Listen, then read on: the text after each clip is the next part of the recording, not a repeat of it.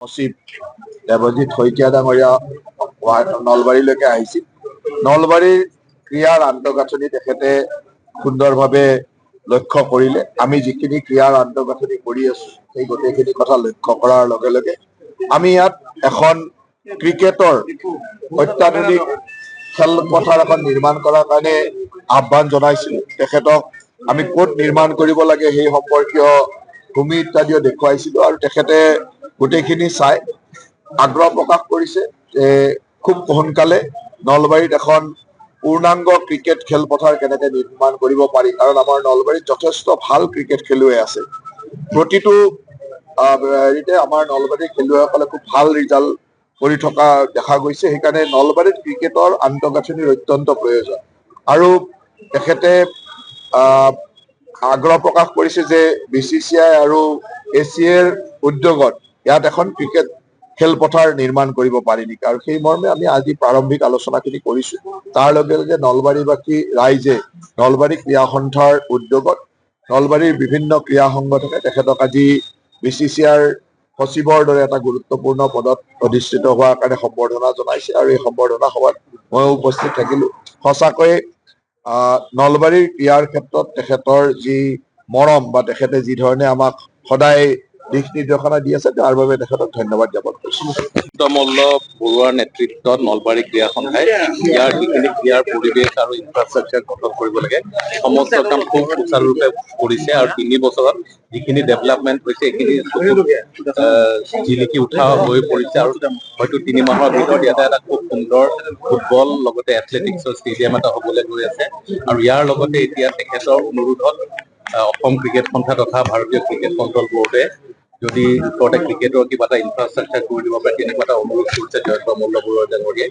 আৰু সেইকাৰণে আজি তেখেতৰ নিৰ্দেশতে কওক, তেওঁৰ ইচ্ছাতে কওক বা তেখেতৰ ৰিকুৱেষ্টতে কওক, আমি আহি আজি পৰিদৰ্শন কৰিলো। ওচৰতে থকা এটুকুৰা খালী মাটি আছে, সেইটুকুৰা মাটি আমাক দেখুৱালে আৰু যদি যিখিনি লেণ্ডৰ ৰিলেটেড যিখিনি কাম থাকিব সেই কামখিনি যদি সোনকালে হয় মই ভাবিম যে অতি সোনকালে অসম ক্ৰিকেট সন্থা তথা ভাৰতীয় ক্ৰিকেট কণ্ট্ৰল বৰ্ডৰ সহযোগিতাত ইয়াতে খুব সুন্দৰকে এটা ক্ৰিকেটৰ ইনফ্ৰাষ্ট্ৰাকচাৰ গঠন কৰি দিয়া। 1.5 বছৰ যদি আমি কামখিনি আৰম্ভ কৰিব পাৰো 2-3 মাহৰ ভিতৰত, মই ভাবো যে 1 বা 1.5 বছৰৰ ভিতৰত ইয়াতে প্ৰপাৰ ক্ৰিকেট গ্ৰাউণ্ড এখন উইথ পেভিলিয়ন, তাৰ লগত প্ৰেক্টিচ এৰিয়া, প্লেয়াৰ্ছ হোষ্টেল, এই গোটেইখিনি লৈ পেলাই এটা ফাৰ্ষ্ট ক্লাছ ভেন্যু কৰিব পৰা পৰিৱেশ এটা হৈ আছে।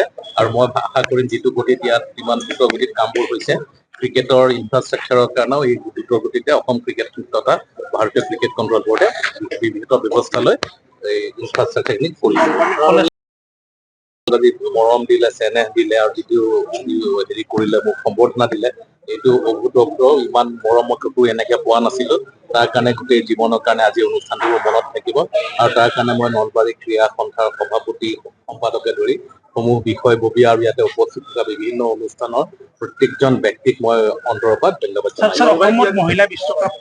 আপোনালোকে গম পাইছে যে ICC 50 অভাৰ্ছ উইমেন্স ৱৰ্ল্ড কাপ হ'ব ভাৰতত 30 ছেপ্টেম্বৰৰ পৰা 2 নৱেম্বৰলৈ, আৰু অসমে পোন প্ৰথমবাৰৰ বাবে ICC ৱৰ্ল্ড কাপৰ ভেন্যু হিচাপে পাইছে বৰ্ষাপাৰা অসম ক্ৰিকেট সন্থাৰ ষ্টেডিয়ামত, য'ত 4খন লীগ লেভেলৰ খেল হ'ব আৰু এখন ছেমি ফাইনেল। যদি পাকিস্তান ছেমি ফাইনেল নাপায় তেতিয়াহ'লে গুৱাহাটীত ছেকেণ্ড ছেমি ফাইনেলখন গুৱাহাটীত অনুষ্ঠিত হ'ব।